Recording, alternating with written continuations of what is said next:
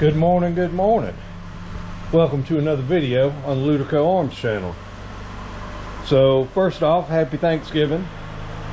I know y'all be seeing this a while after Thanksgiving because that's how it goes with having to edit the videos and then upload them. And you know, I do all that myself. I don't have a video crew or any of that.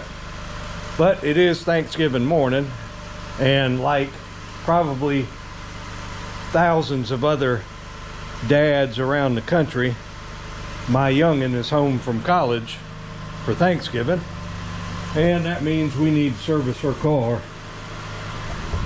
while we can. And so she called me last week, said her maintenance required soon light was on, which on these Toyotas, that starts the little message. It's not a light anymore on these, it's a message on the little screen, but basically it starts coming up when you're about 500 miles from needing an oil change. So I went ahead and got the stuff. Well, I had the oil in the filters already, but we got a new filter, Toyota, some windshield wiper blades, and oil's around here somewhere. There it is. 0W20 high mileage oil, full synthetic. And let me tell you about this oil.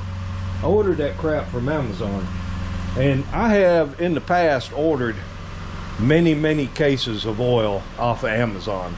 I keep an eye on the brands that I like, and when they're on sale, you know, I'll buy a case of it because I like to obviously have plenty of oil, and there's another pile of it out in the other storage building.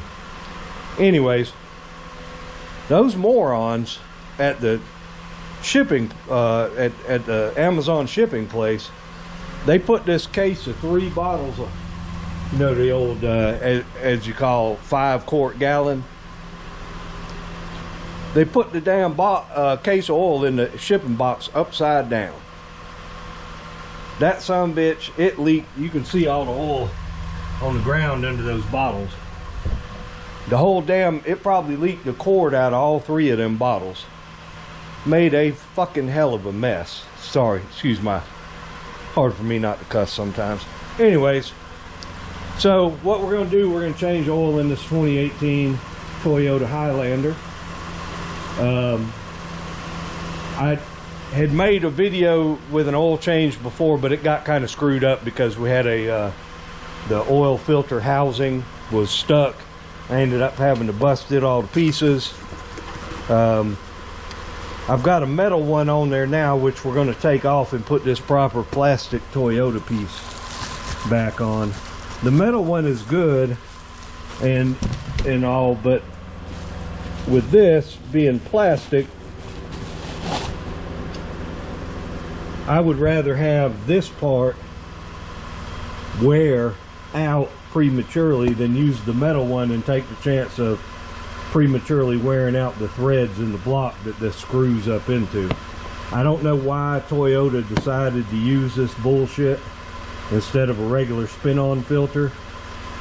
Whatever engineer at Toyota that came up with that can definitely kiss my ass though, because this is nothing but a damn mess. Pain in the behind.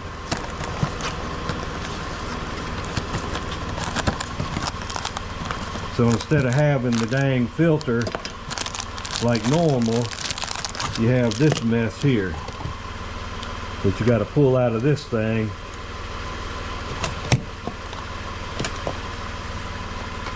Dump oil everywhere. It makes a big old mess. It's a pain in the ass. So anyways, I'm going to finish letting this car warm up, and then we'll drop the oil. So I'll bring you back and we'll get this thing done. Alright, so got the motor warmed up. You always want to, if you're changing your oil, you always want to do it when the motor's warm.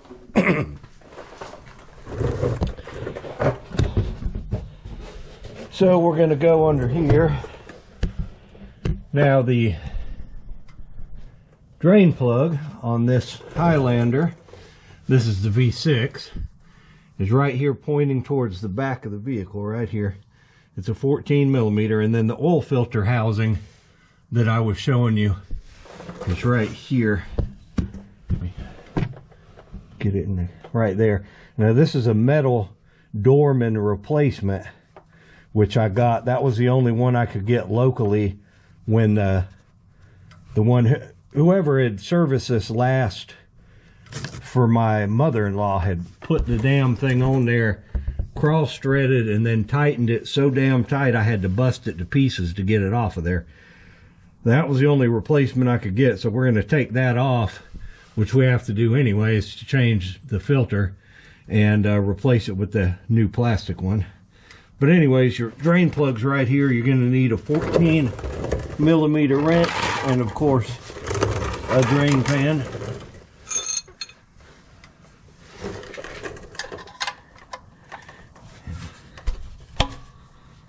We just bust that loose. Righty-tighty, lefty-loosey. I probably should have brought a rag under here with me, but of course I didn't. And there we go.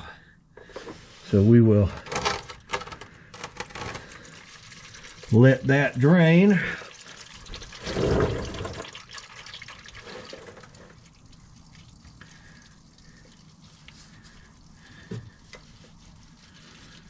What I usually will do is I take my rag and wipe my plug off.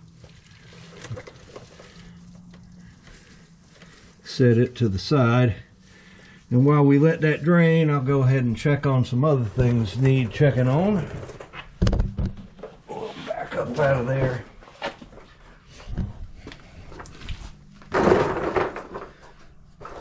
So don't need to worry about the air cleaner because I changed it the last time I changed the oil, but I do need to fill up the washer fluid, which on this is right here. It's got the little washer fluid symbol on it. So we need to do that. Check the brake fluid, which I can see from here is good. It's just a hair below the max line. Don't ever add brake fluid as long as it's above the low. The low line is here and the max line is here. And our brake fluid is right there. You can see the line. It's see-through. As long as the brake fluid is above the low line, you don't ever put brake fluid in here. The reason why is because when you go to replace the brake pads and you collapse the calipers down, it's going to push the fluid back up into there. And if you keep adding fluid to it as it goes down, as your brake pads wear, the fluid level goes down. And if you add fluid in there when it's still, as long as it's above that low line, there's no reason to add brake fluid.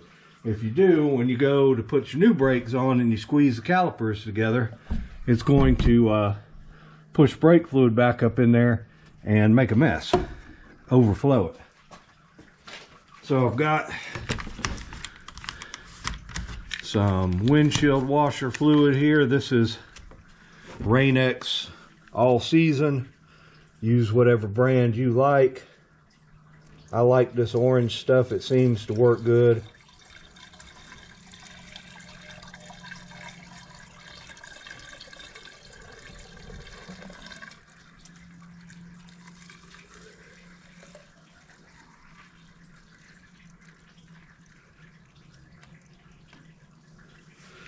So we got that filled up.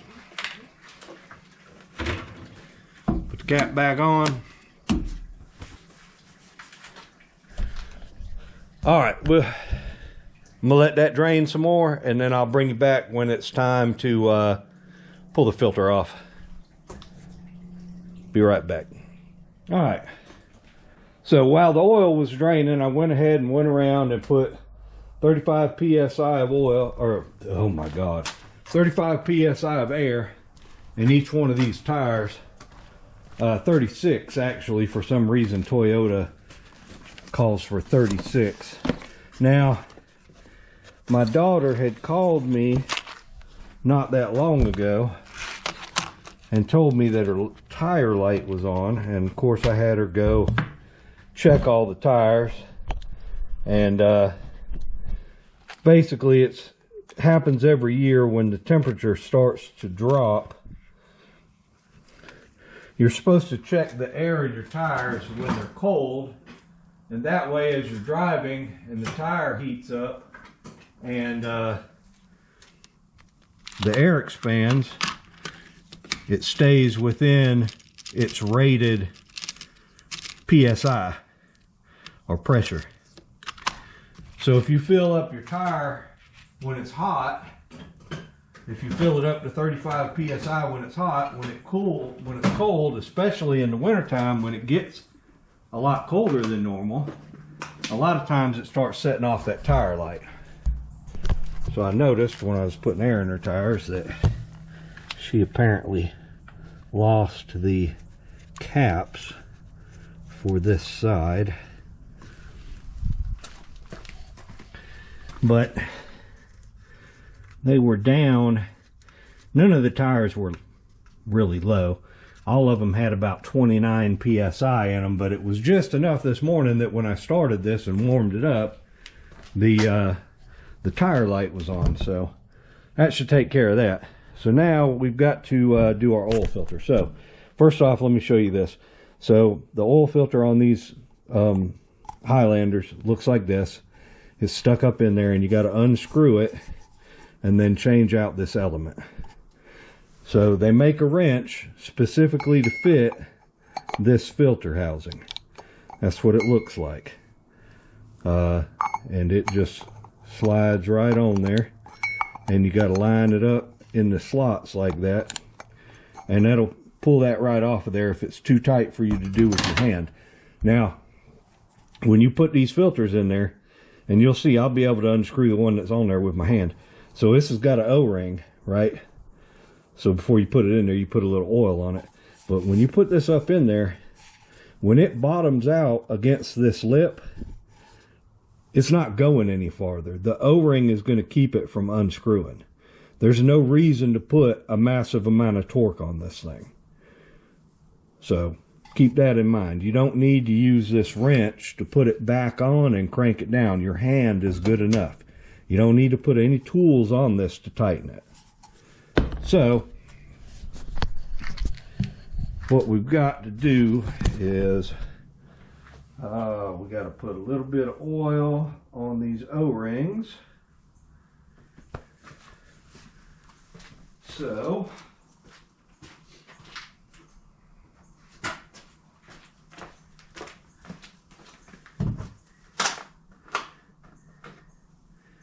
get one of my leaky oil bottles here. And what I do is generally just dip my finger in the new oil bottle, and you just put it around that O-ring like so, so that when you screw it up in there, the O-ring doesn't bind up and get damaged. So there's that.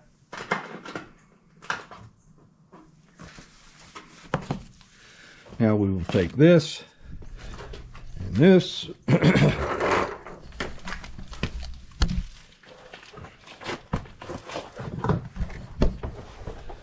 So, get y'all turned back up here. One nice thing with these Toyotas, and I noticed this on our RAV4 as well, you can see I've moved the pan up, and there's still a little oil dripping out of the drain plug back here.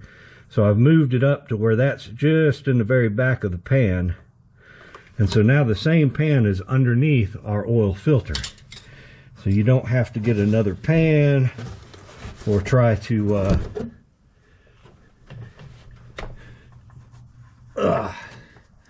put the plug back in, you know, what have you. So we're going to unscrew this here. Once you get the O-ring past, then you're going to get leak oil coming out. So now you can unscrew this on the bottom of it, and the new oil filter comes with a little thing that you stick up in there, and then you let the oil drain out. But you know what? You're going to make just as much of a mess doing that as if you just do it like a regular oil filter and loosen it and let the oil dribble out like that. You're going to make the same amount of mess. You're going to have to do the same amount of cleanup. So there's no sense in going through all that mess.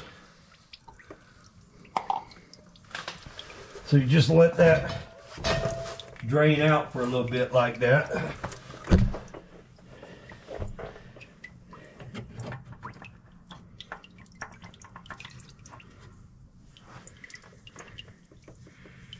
And once it stops, and or you get tired of waiting and get a rag, you can just unscrew that thing the rest of the way, and once it is loose, it'll come out just like that.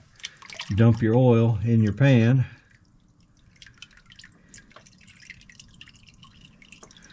Now, because we're not reusing this, we don't have to clean it or anything, but normally you would take that thing and clean it, clean the inside of it with brake cleaner, and then put your new filter in, and then screw that back up in the hole. Like so. Now once it starts, you'll feel when the O-ring hits, and once it does, then you take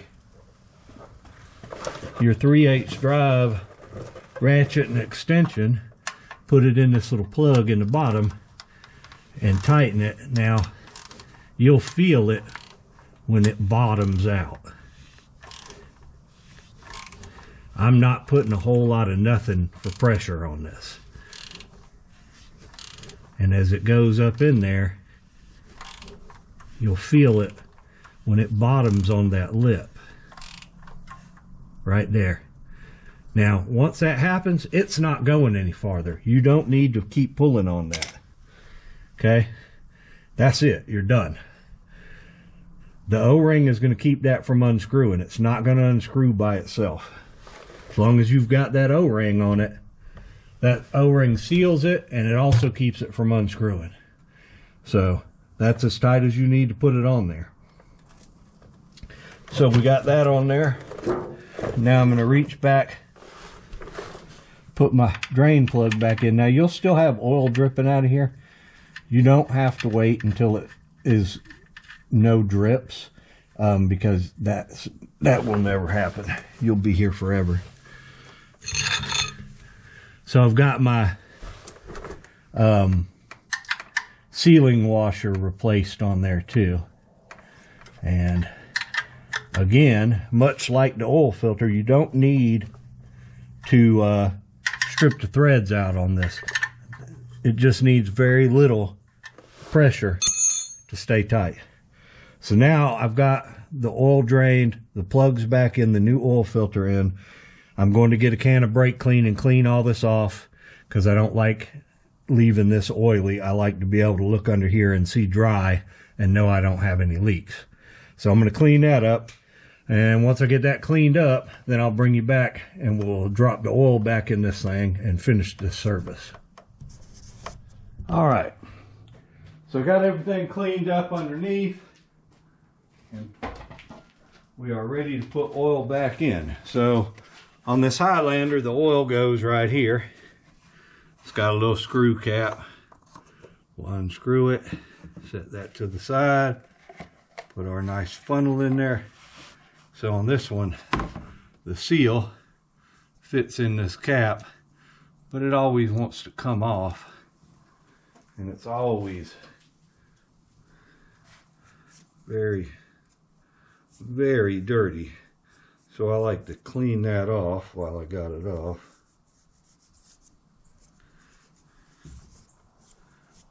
All right, so we'll set that there.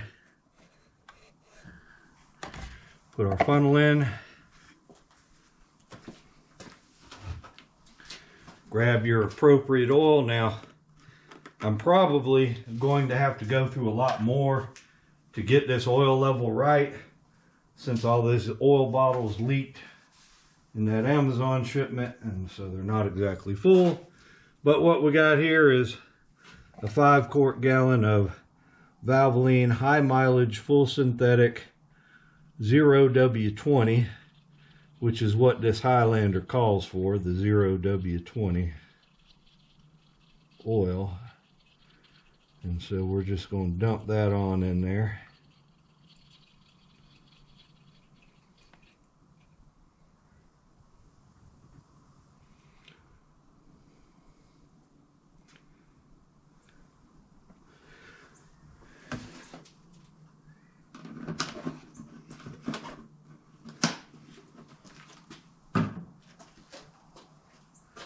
So we'll give that a minute to get down to rock bottom.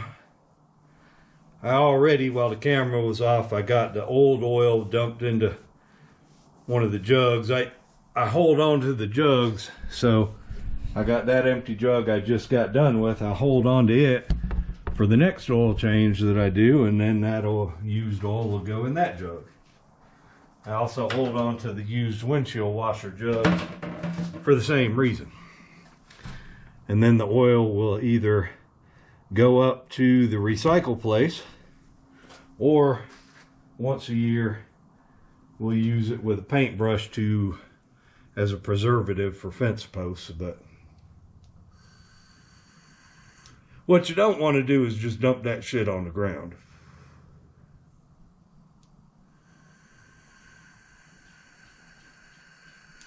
Supposedly it's bad for the environment, but it definitely makes a mess. So there's no sense in doing it. All right, once you've given that stuff a minute to get down into the pan, you can check your level. Now we're up on the ramps, so we're not going to be able to get a final oil level, but what we want to do is make sure, yeah, see, we're just barely into the full area, which I kind of knew that was going to happen because those jugs had leaked out oil. So we're going to go ahead and get this other one. Now I will tell you that Amazon did refund me 30% on this shipment of oil. They would have refunded me 100%, but in order for them to do that, they said I had to send it back to them. And I tried to explain to the lady that there was no way in hell that any shipping company was going to take an oil-soaked box that's literally dripping oil out the bottom of it as a shipment. They're just not going to. But, so they said, well, if you don't ship it back, the best we can do is 30%. I said, well, that's kind of fair enough. I can still use the oil that is in the jugs that didn't leak.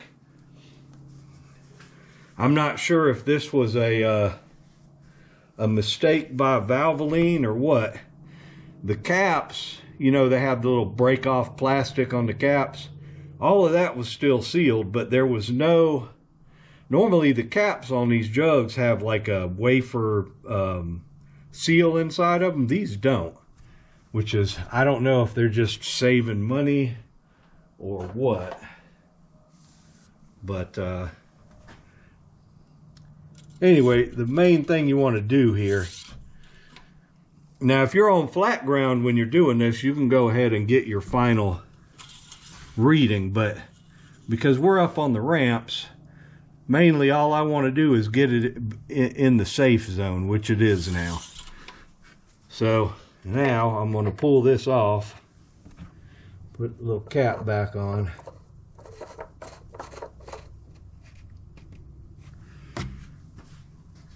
Now when you're doing this, if you are on flat ground and you're not going to have to back off of your ramps or anything, you want to, once you get in the safe zone, you want to go ahead and crank it up, let the oil pressure come up, and then shut it off, and then recheck your oil.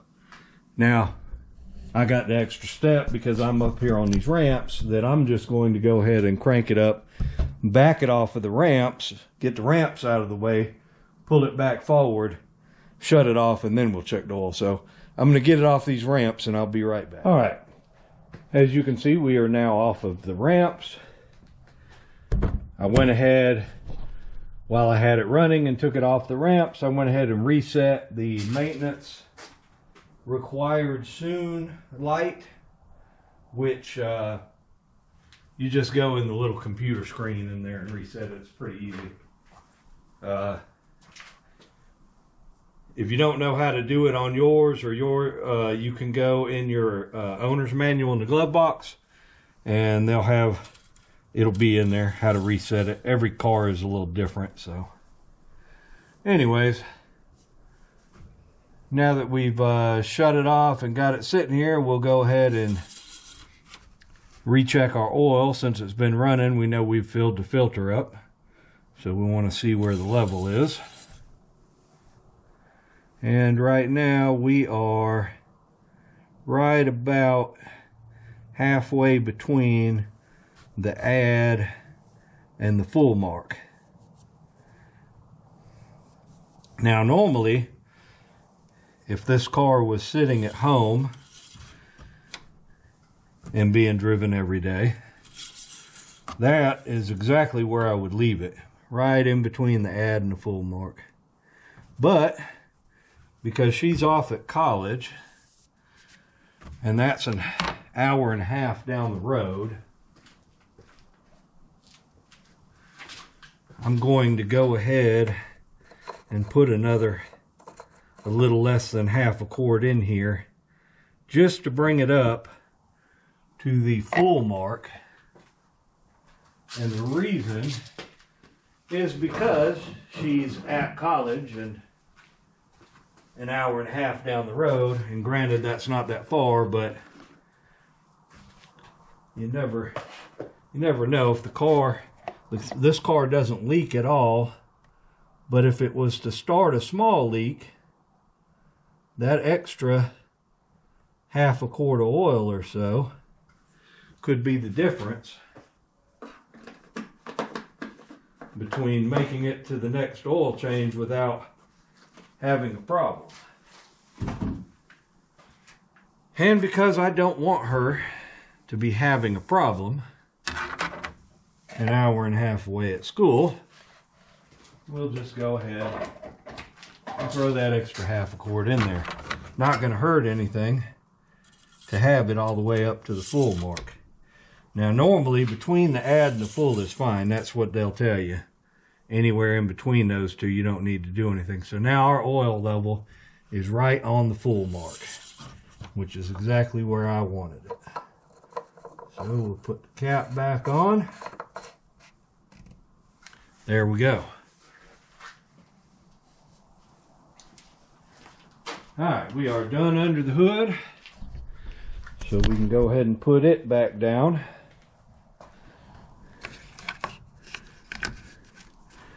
And move on to other things. Let me get that.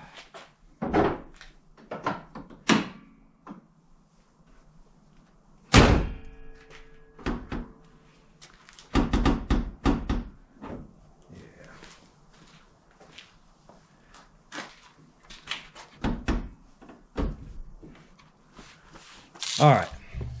So the only other things I got to do is I got some new wiper blades to put on here, and I gotta look at these tires and see. Don't know.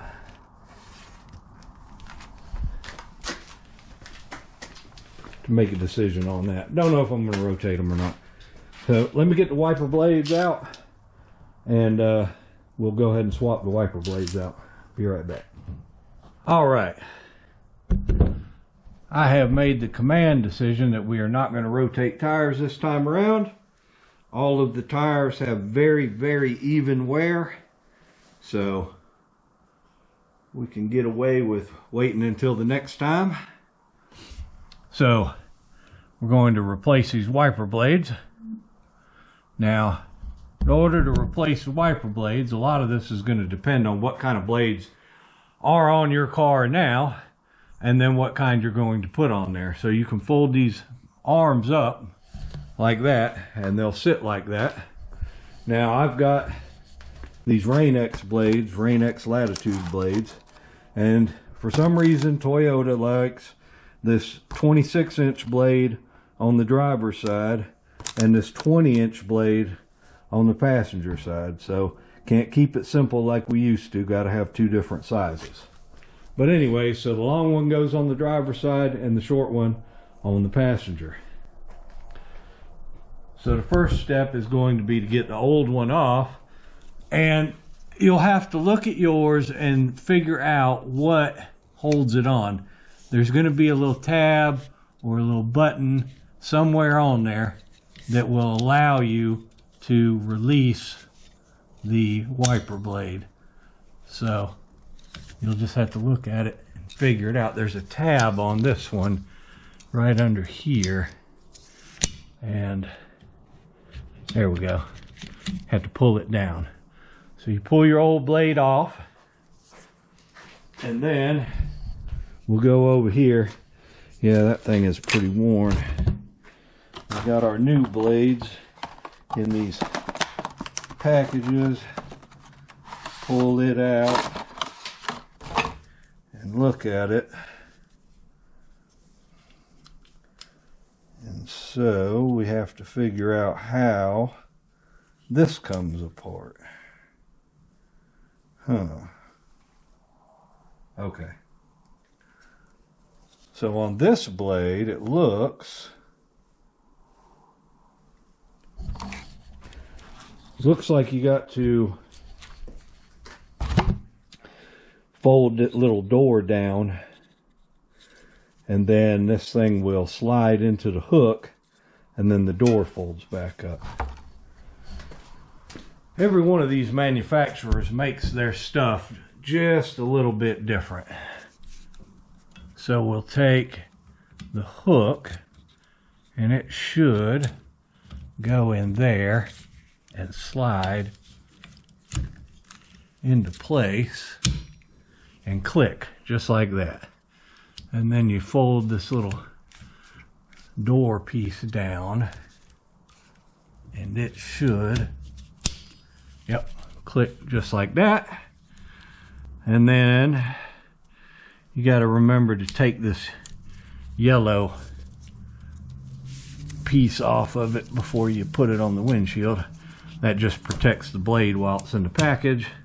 So now we can put that back down there, and we have our nice new wiper blade there. Now we've got to get this middle one, and of course it's probably going to be easier to get from over here on the side. So we'll just pick that up, fold this down, reach in here, get that little tab, push this back. You want to keep a hold of this. You don't want to let it go. It's under spring pressure. If you let that go and it hits that windshield, it's probably going to bust it. So you don't want to do that. And we'll get our other new blade, and this one's exactly the same. It's got a little door right here. It's got a tab so you can open it like that. And then if you look at the hook on here, you'll notice it's got a hook, and that hook will fit around that rounded part in there. So you got to kind of get it up in there, pull it, and you'll feel it click, and then your little door will fold down. And then you pull the yellow guard off of it, and you can lay it back down on your windshield. Just like that. So now she's got some new wiper blades. Always a good thing, and they're not super expensive, so easier to replace them while she's here. You let them go too long and they get all messed up, and then they're complaining about it. and they're an hour and a half away at school, it's not going to work out so well. So that's pretty much it. The service for servicing this. Now, every car is different, and you got to check your car over, but this particular Highlander has no grease fittings on it underneath at all. I have looked all over the entire underside of the car. There are no grease fittings. So there's nothing to put a grease gun on. All of the joints and everything are sealed. Now, while I was under there changing oil, something else you want to look out for is I went ahead and looked at the CV joint boots, made sure we didn't have any broken boots or busted boots, things like that, looked for leaks. You know, anything that's going to prevent a problem. What you want to do is make the car last until the next time she comes home so you can service it again. But that's pretty much it for changing oil in 2018 Toyota Highlander. I know. Y'all want Jeep videos, and we'll get back to them. There's more stuff we got to do to the Jeep. I got a whole pile of parts sitting over here for the Jeep and the Scout. There's plenty to do. But I can only do so much in a 2-day weekend between working full-time and running my gunsmithing business. So, doing the best I can.